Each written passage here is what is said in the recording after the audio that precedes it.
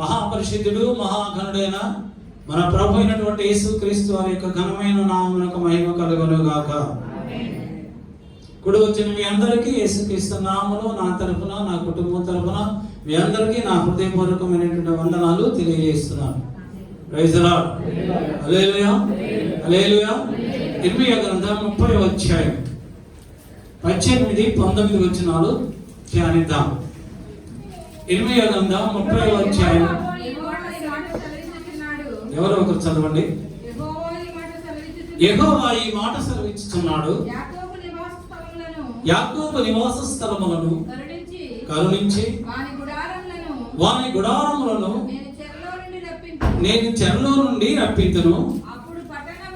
అప్పుడు పట్టణము దాని కొండ మీద కట్టబడును, నగరియు యథాప్రకారము నివాసము గలదగును, నివాసము గలదగును. వాటిలో కృతజ్ఞతా స్తోత్రములను సంభ్రమపడు వారి స్వరమును వినబడును. జనులు తక్కువ మంది కాకుండా నేను వారిని విస్తరింపచేసేదను, అల్పులు కాకుండా నేను వారిని ఘనులుగా చేసేదను. Praise the Lord. ఎలా చేస్తాడు మన ప్రభు? ఎలా చేస్తాడు? అల్పులు కాకుండా మహాఘనులుగా ప్రభు మనల్ని చేస్తాడు. Praise the Lord. హల్లెలూయా. తన వెంబడించేటువంటి తన ప్రజలను, తన యందు విశ్వాసం ఉంచినటువంటి తన ప్రజలను ఆయన అల్పులుగా ఉంచేటువంటి దేవుడు కాదు, ఆయన మహాఘనులుగా ఉంచేటువంటి దేవుడు. Praise the Lord, praise the Lord, praise the Lord. ప్రభువుని ఎరగకుండా, ప్రభువుని తెలుసుకోకుండా, ప్రభువుని గురించి ఎరగకుండా నేను మహాఘనుడను అని నువ్వు అనుకుంటే దేవుడు నిన్ను ఘనుడుగా చేయడు. ఈ లోకంలో మనుషులు అనేవాళ్ళు తమకున్నటువంటి ఆధిపత్యాన్ని బట్టి, తమకున్నటువంటి బలాన్ని బట్టి మేము మహాఘనుడమని వారిలో వారు తలస్తూ ఉంటారు. అలెగ్జాండర్ ది గ్రేట్ ఏమనుకున్నాడు? నేను ప్రపంచాన్ని జయిస్తాను, నేను జగజ్జేతని అనుకున్నాడు. నాకంటే గొప్పవాడు లేడు అనుకున్నాడు.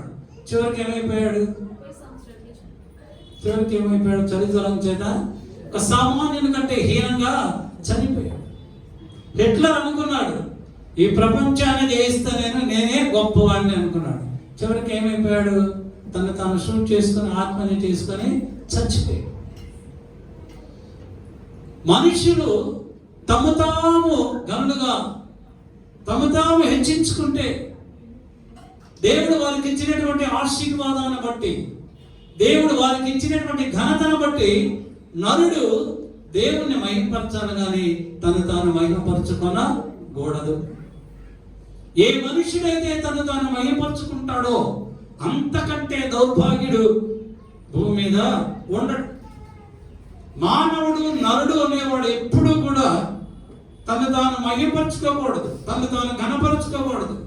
నేను అది, నేను ఇది, నేను అంతటి వాడను, నేను ఇంతటి వాడను, నాకు అసాధ్యమైనది లేదు, నేను చాలా గొప్పోని అని తను తాను హెచ్చించుకుంటే దేవుడు అతన్ని పాతాళంలోనికి తోసివేస్తాడు.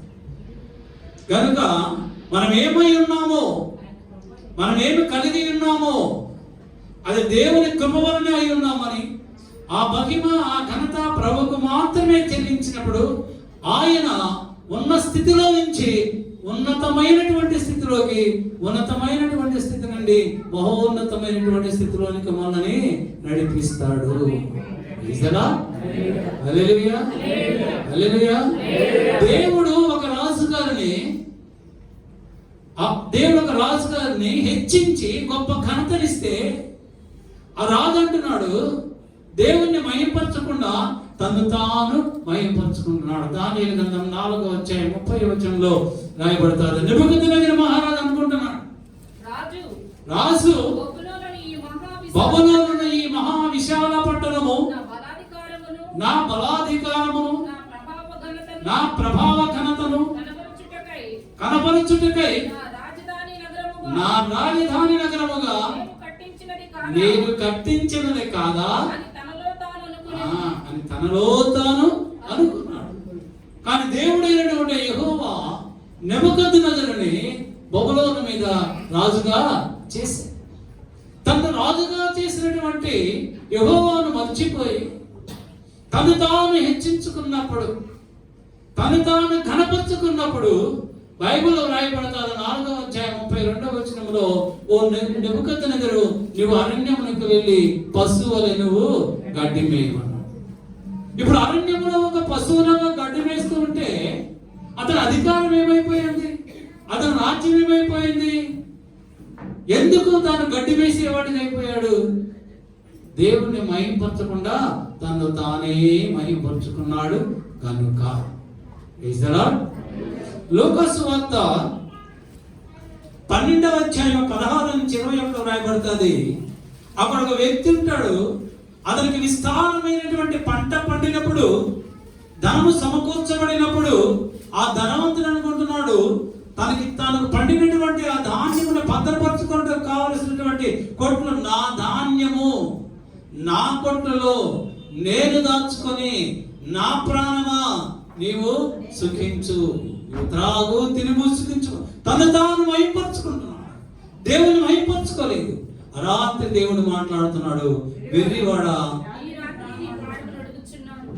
ఈ రాత్రి నీ ప్రాణమును అడుగుచున్నాను. నీ ప్రాణము పోయిన తర్వాత, నీవు అనారోగ్యం పాలైపోయిన తర్వాత, నీవు ఏమీ చేయలేని నిస్సహాయ స్థితిలో ఉన్నప్పుడు, నీ సామర్థ్యమును కోల్పోయిన తర్వాత నీకు ఎంత ఉంటే ఏంటి ప్రయోజనం? మనకి ఎంత ఉంటే ఏంటి ప్రయోజనం? ఎంత డబ్బు ఉంటే ఏంటి ప్రయోజనం? ఎంత సంపద ఉంటే ఏంటి ప్రయోజనం? నిష్ప్రయోజనమే కదా. కనుక దేవుడు నీకు ఆయుష్నిచ్చి, ఆరోగ్యమునిచ్చి, సంపదనిచ్చి, నీకు సమస్తమును అనుగ్రహించినప్పుడు, అనుగ్రహించిన దేవుణ్ణే మనం మహింపరచాలి, కానీ మనం మహింపరచకూడదు. అందుకే ఏ మనుషుడైతే తను తాను మహింపరుచుకుంటాడో ఆ మనుషుని దేవుడు పాతాళంలోనికి త్రోసివేస్తాడు. ఒక్కొక్కసారి మనుషులు మనల్ని గణపరుస్తారు. మనం గణపరుచుకో మంచిదే. కానీ మనతో ఉన్నవారు, మన కింద ఉన్నవారు, లేదా మనతో సహజీవనం చేసేవాళ్ళు, వాళ్ళు ఏం చేస్తారంటే మనల్ని ఘనపరుస్తూ ఉంటారు. నువ్వు చాలా గొప్పవాడివి, నువ్వు అంతటి వాడివి, నువ్వు వాక్యం చాలా బాగా చెప్తావు, నువ్వు చాలా, మనుషులు ఘనపరుస్తారు. కానీ మనుషులు నిన్ను ఘనపరిస్తే ఆ ఘనత నిన్ను ఘనపరిచినప్పుడు మాత్రమే ఉంటుంది. ఆ ఒక పూట, ఆ 10 నిమిషాలు, ఆ రోజు, ఆ కాసేపే ఉంటుంది. ఆ తరువాత చివరికి మరలా నువ్వు ఎక్కడున్నావో అక్కడికే నువ్వు రావాల్సి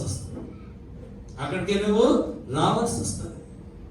మనుష్యులు మనల్ని ఘనపరిచినప్పుడు మనము సంతోషించి విర్రవీగకూడదు. ఆ ఘనత కొంచెం సేపే ఉంటుంది. ఎస్తేరు గ్రంథం 6వ అధ్యాయం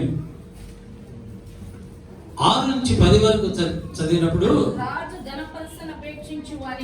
రాజు ఘనపరచన అపేక్షించు వానికి ఏమి చేయవలనని రాజు అతను అంటే హామాను అడగగా, హామాను నన్నుగాక మరి ఎవరిని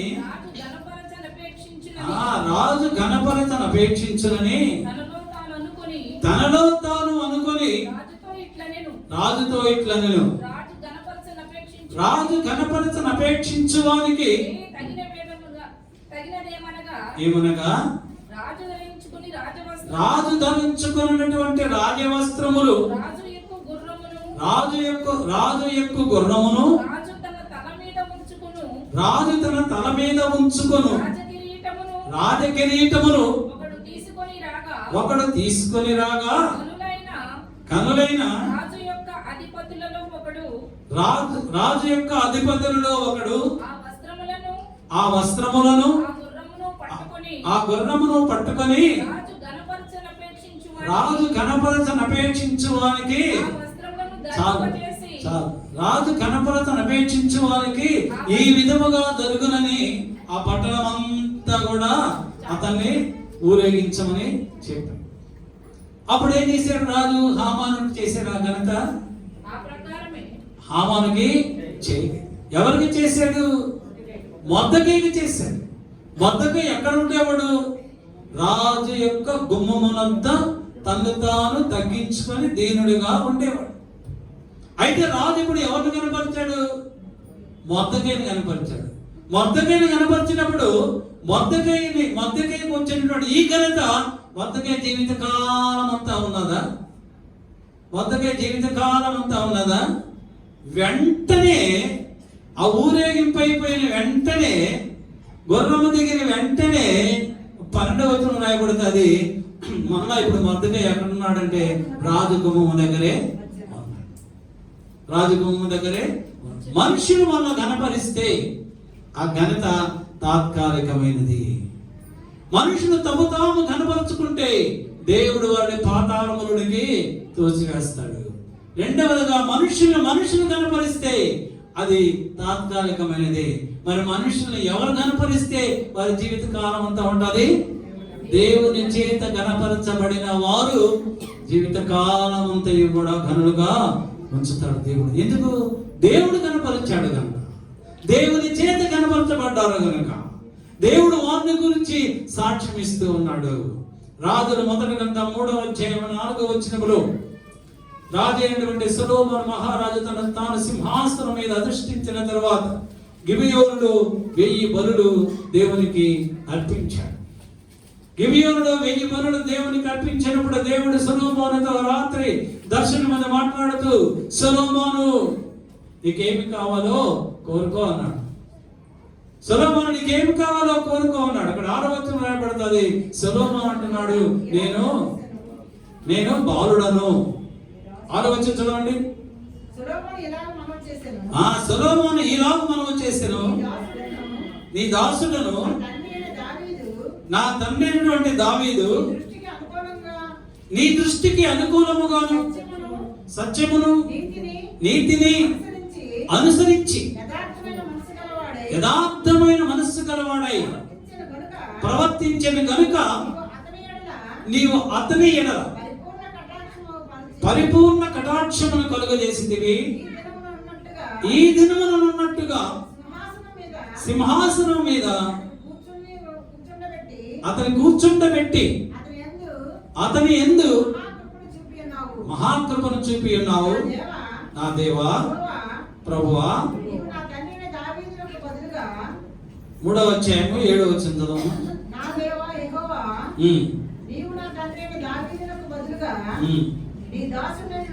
నీ దాసుడనైన నన్ను రాజుగా చేసి ఉన్నావు. అయితే నేను బాలుడను, కార్యములు జరుపుటకు నాకు బుద్ధి చాలదు. నీ దాసుడనైన నేను నీవు కోరుకున్నటువంటి జనుల మధ్య ఉన్నాను. వారు విస్తరించి ఉన్నందున వారిని లెక్క పెట్టుటయు ఆ విశాల దేశమును తనిఖీ చేయుటయు అసాధ్యం. ఈ జనమునకు న్యాయము తీర్చగలిగిన వాడెవడు? కాబట్టి మంచి చెడ్డలు వివేచించి నీ జనులకు న్యాయము తీర్చునట్లు నీ దాసుడనైన నాకు వివేకము గల హృదయమును దయచేయము. Praise the lord.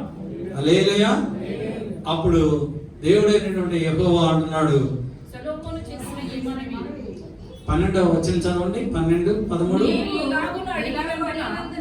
నీవు ఈలాగు అడిగినందున నీ మనవి ఆలకించుచున్నాను. బుద్ధి వివేకములు గల హృదయము నీకు ఇచ్చుచున్నాను. పూర్వీకులలో నీ వంటి వాడెవడను లేడు.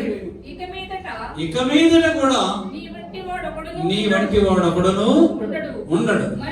మరియు నీవు ఐశ్వర్యమును ఘనతను ఇమ్మని అడగకపోయినను నేను వాటిని కూడా నీకు ఇచ్చుచున్నాను. నువ్వు ఐశ్వర్యమును ఘనతను అడగలేదు, అయినా నేను నీకు ఇచ్చుచున్నాను. క్రైస్తలా ప్రభువు ఇవ్వాలి మనకి ఘనత. దినవృత్తాంతముల మొదటి గ్రంథం 1వ అధ్యాయం 1వ వచనములో సొలొమోను స్థిరపడిన తరువాత యెహోవా సొలొమోనుతో కూడా ఉండి అతనిని బహు ఘనుడైన రాజుగా చేశాను. క్రైస్తలా ప్రభు తోడుగా ఉన్నప్పుడే దేవుడు వారిని బహు ఘనులుగా చేస్తాడు. ప్రభు తోడుగా లేకపోతే ఏ ఘనత కూడా మనకి రాదు. వచ్చినది తాత్కాలికమైనది. దేవుడు ఒక ఉన్నతమైనటువంటి స్థితి నీకు నాకు ఇవ్వాలి అంటే దేవుడు మనకు తోడై ఉండాలి. దేవుడు ఇచ్చినటువంటి ఆశీర్వాదములు మాత్రమే మనకు ఉన్నతమైనటువంటి స్థితిలో మనల్ని, మన కుటుంబాన్ని, మన బిడ్డలను కూడా ఉంచుతాయి. ఈ లోకస్తులు ఇచ్చేటువంటి ఆశీర్వాదములు తాత్కాలికమైనవి. అవి ఇవాళ ఉంటే రేపు పోతాయి. కానీ అవి దేవుడిస్తే అవి శాశ్వతంగా మనతో కూడా ఉంటాయి. యెషయా గ్రంథం 52వ అధ్యాయం 13వ వచనం చదవండి. ఆలకించుడి, నా సేవకుడు వివేకముగా ప్రవర్తించును అనగా హెచ్చింపబడి ప్రసిద్ధుడై మహాగణుడుగా ఎంచబడును. ఆలకించు, నా సేవకుడు వివేకముగా ప్రవర్తించు. ఎవరైతే వివేకముగా ప్రవర్తిస్తారో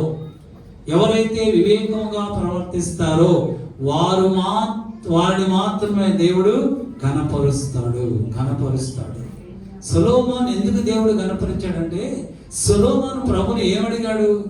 నాకు వివేకము జ్ఞానం నాకు ఇవ్వమని అడిగాడు. కనుకనే దేవుడు సొలొమోన్ని కనపరిచాడు. ఇక్కడ యెషయా భక్తుడు అంటున్నాడు, ఎవరైతే వివేకముగా ప్రవర్తిస్తారో దేవుడు వారిని కనపరుస్తాడు. వివేకముగా ప్రవర్తించడం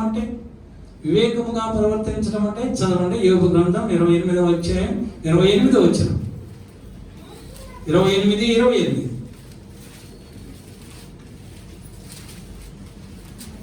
యోబు గ్రంథం 28.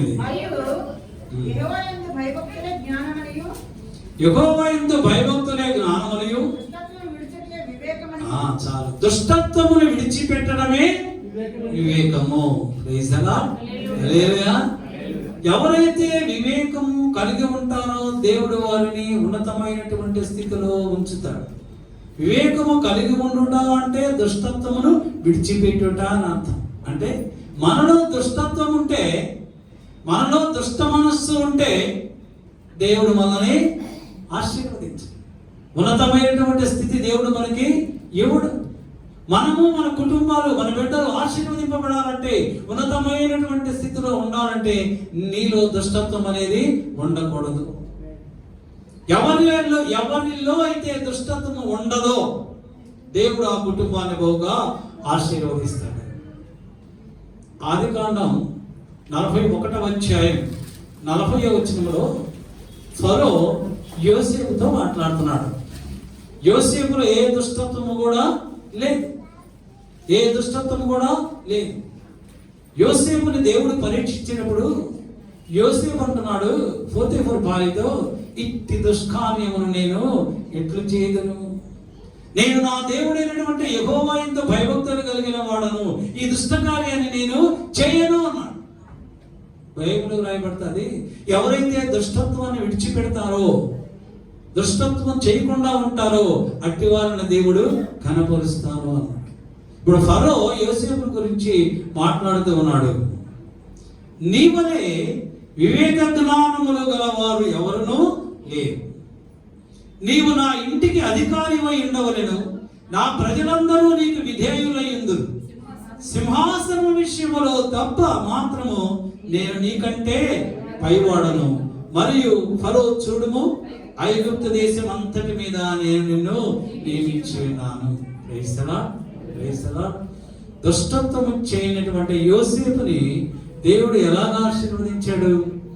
ఐగుప్తు దేశం అంతటి మీదుగా గొప్ప అధికారిగా నియమించాడు. అటువంటి ఉన్నతమైనటువంటి స్థితి మనం పొందుకోవాలి అంటే ఈ దుష్టత్వాన్ని మనము విడిచిపెట్టాలి. అది విడిచిపెట్టినప్పుడే ఈ కోపము, అసూయ, ద్వేషము, అపకారము చేయటం, అతిక్రమ క్రియలు చేయటం, ఈ క్రియలన్నింటిని కూడా మానివేయాలి. ఎవరైతే మానివేస్తారో, అసూయ ద్వేషములను ఎవరైతే మానివేస్తారో, దుష్టకార్యములు ఎవరైతే మానివేస్తారో, దేవుడు ఆ కుటుంబాన్ని బహుగా ఆశీర్వదిస్తారు. వారు వెళ్ళిన చోటల్లా వారు ఆశీర్వదింపబడతారు. వారు అడిగిన ప్రతి దానిని దేవుని యొద్ద నుంచి పొందుకుంటారు. Praise the Lord. హల్లెలూయా, హల్లెలూయా. దానియేలు గ్రంథం 1వ అధ్యాయం 17వ వచనం చదవండి. ఈ నలుగురు బాలుల సంగతి ఏమనగా, దేవుడు వారికి అంటే దానియేలు, షద్రకు, మేషకు, అబేద్నెగో ఈ నలుగురికి కూడా జ్ఞానమును, సకల శాస్త్ర ప్రావీణ్యతయు, వివేచనయు అనుగ్రహించాను. మరియు దానియేలు సకల విధములకు దర్శనములను, స్వప్న భావములను గ్రహించు తెలివిగలవాడై ఉండేది. దానియేలు గ్రంథం 6వ అధ్యాయం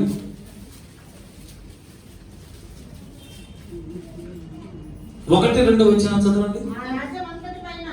ఆ రాజ్యమంతటి పైన అధిపతిగా ఉండుటకై 120 మంది అధిపతులను నియమించుటకు దర్యావేషునకు ఇష్టమాయను. ఆ వారిపైన 3 ప్రధానులుగా నియమించెను. అందులో ఆ 3లో దానియేలు ముఖ్యుడు. దానియేలు ముఖ్యుడు. దర్యావేషు రోజు దానియేలుని ఉన్నతమైనటువంటి స్థితిలో ఉంచాడు.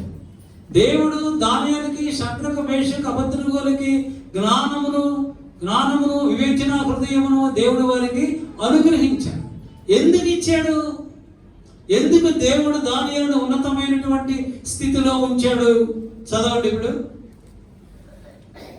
దానియేలు గ్రంథం 1వ అధ్యాయం 8వ వచనం.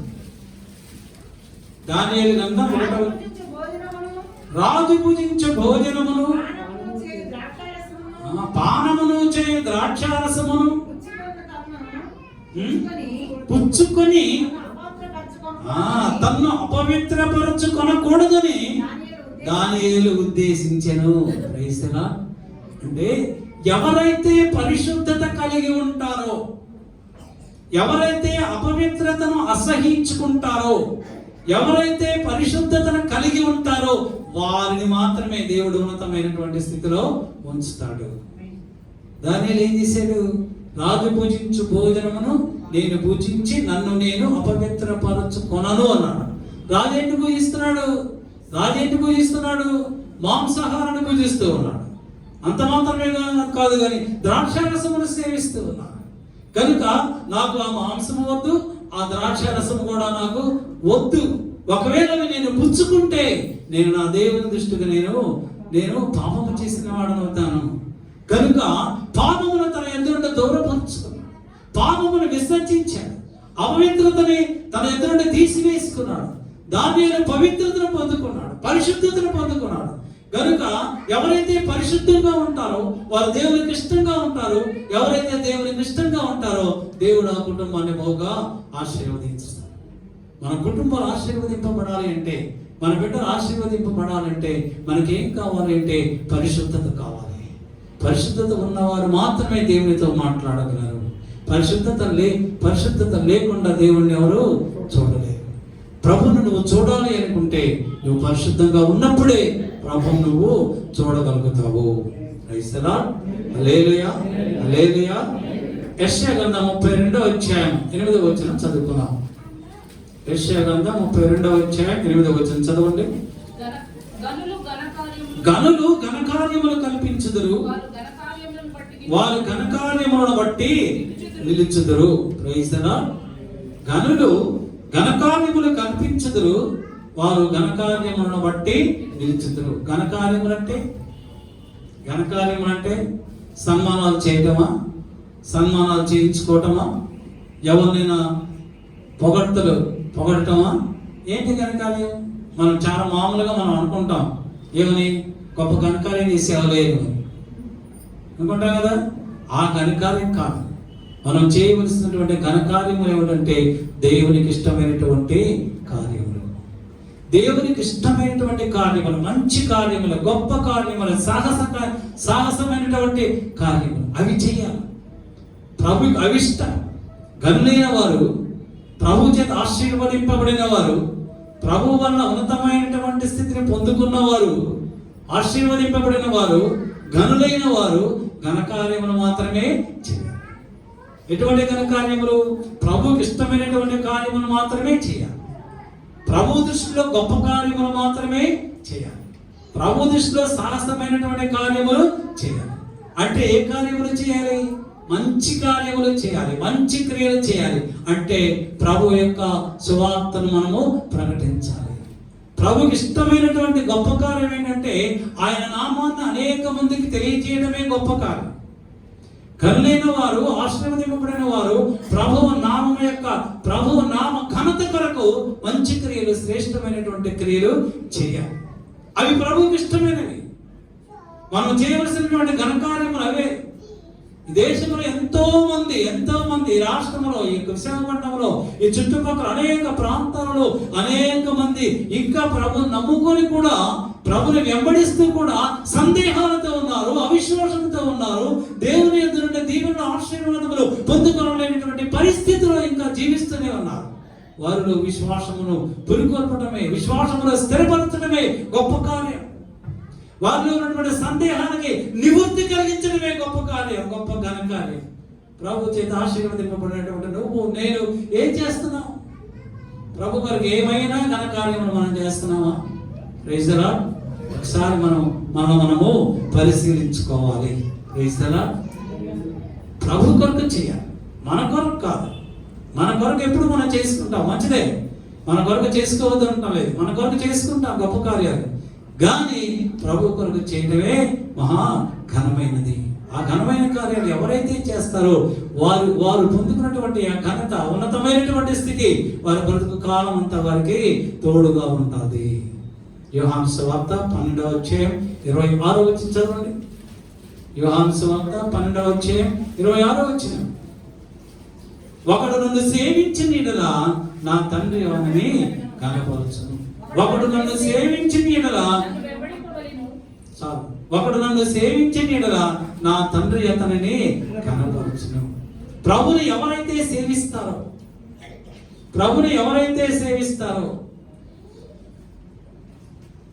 ప్రభు వారిని కనపరుస్తారు. ప్రభుని సేవించటం అంటే ప్రభుని వెంబడించటం, ప్రభు కార్యములు చేయటం, ప్రభువును కనపరచటం, ఆయన పరిచర్య చేయటం, ఉన్నతమైనటువంటి కార్యములు జరిగించటం, వారిని ప్రభు కనపరుస్తాడు. అందుకే ప్రభు అంటున్నాడు, ఒకడు నన్ను సేవించిన యెడల, ఒకడు నన్ను వెంబడించిన యెడల, ఒకడు నా కార్యములు చేసిన యెడల నేను వారిని కనపరుస్తాను. చదవండి మత్తయి సువార్త 26వ అధ్యాయం 11వ వచనంలో ప్రభువు ఒక వ్యక్తిని గురించి సాక్ష్యం చెప్తున్నాడు. సర్వలోకమందు ఈ సువార్త ఎక్కడ ప్రకటింపబడునో అక్కడ ఈమె చేసినదియు ఈమె జ్ఞాపకార్థముగా ప్రశంసింపబడునని మీతో నిశ్చయముగా చెప్పుచున్నాను. Praise the Lord. హల్లెలూయా.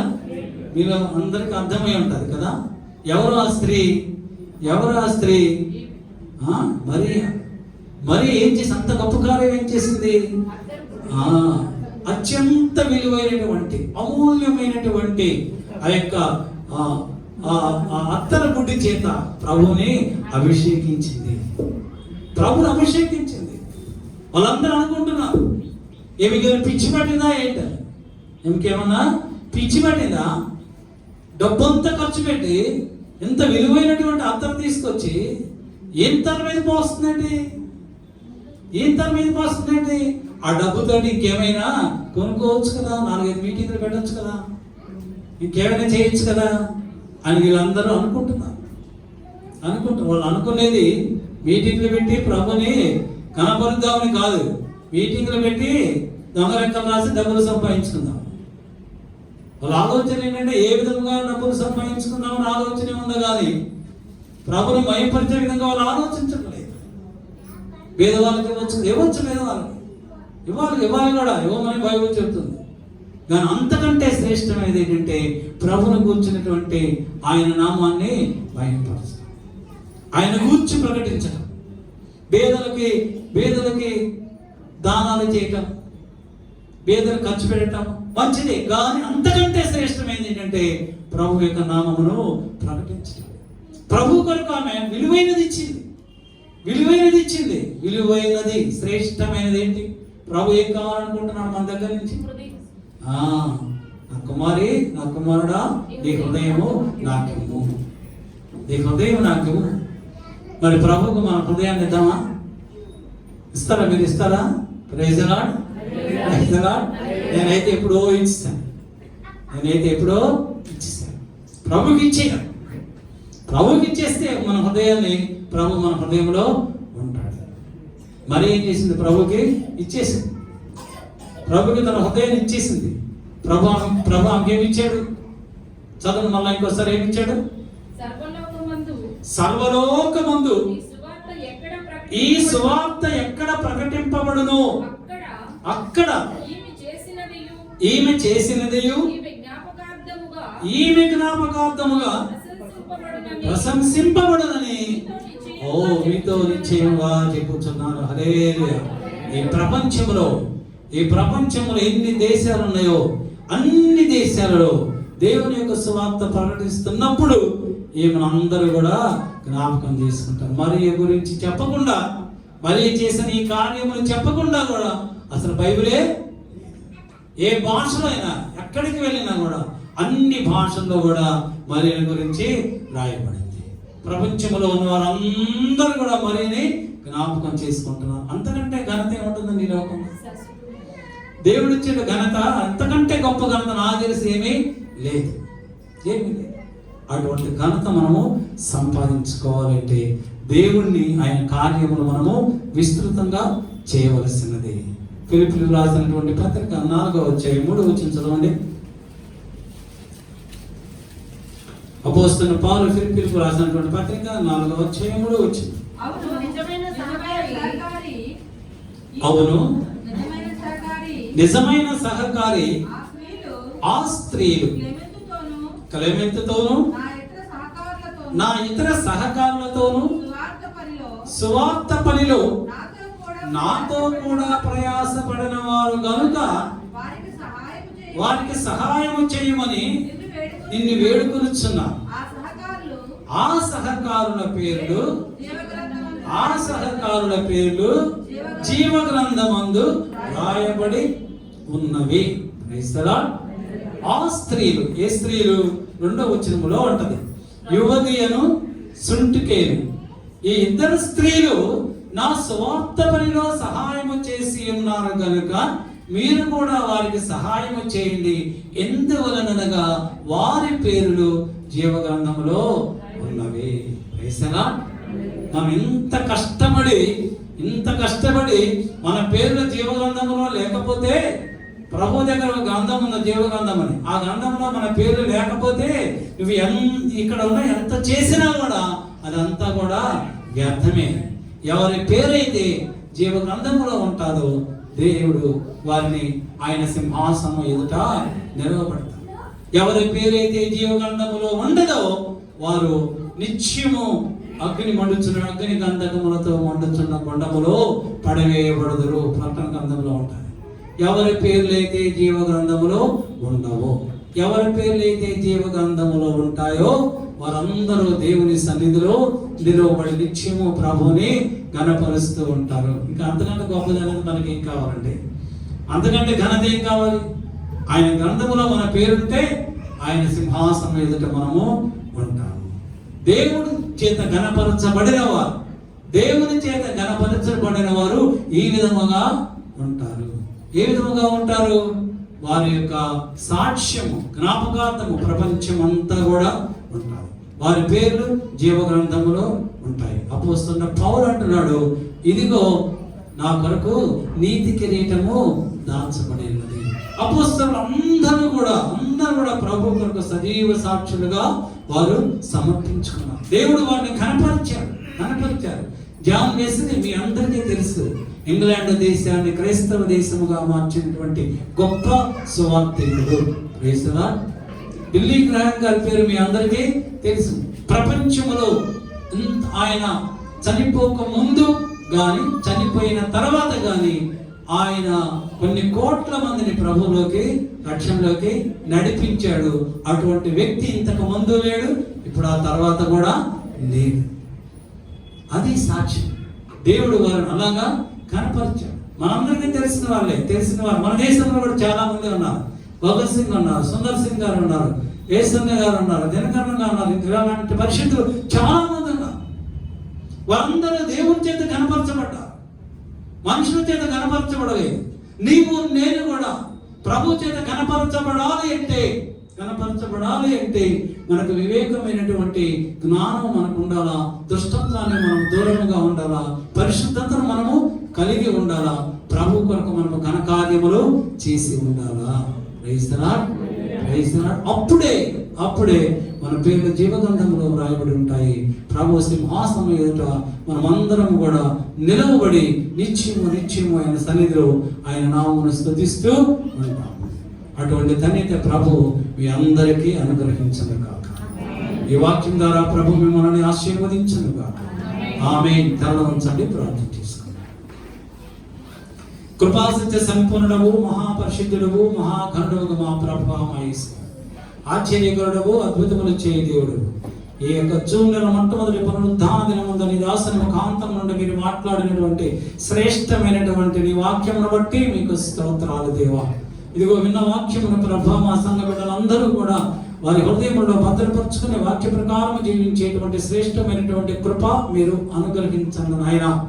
ఇదిగో ప్రభా తండ్రి, మేము మీ ఇద్దరు నుండి శ్రేష్టమైనటువంటి ఘనమైనటువంటి దీవెనల ఆశీర్వాదములు పొందుకోవాలి అంటే ప్రభా దుష్టత్వములకు దూరముగా ఉండమని మీరు మాతో మాట్లాడాలి నాయన. నీకు స్తుతులు స్తోత్రాలు. అలాగనే ప్రభా పరిశుద్ధత కలిగి ఉండాలని నువ్వు మాతో మాట్లాడావు తండ్రి. ఈ కార్యములు ప్రభా ఘనకార్యములు గొప్పగా చేయాలని నీ పరిచయ నిమిత్తమై నీ కొరకై నీ నామమును మహిమపరచుట కొరకై ప్రభా గొప్ప కార్యములు చేయాలని నువ్వు మాట్లాడినందుకు మీకు స్తోత్రాలు దేవా.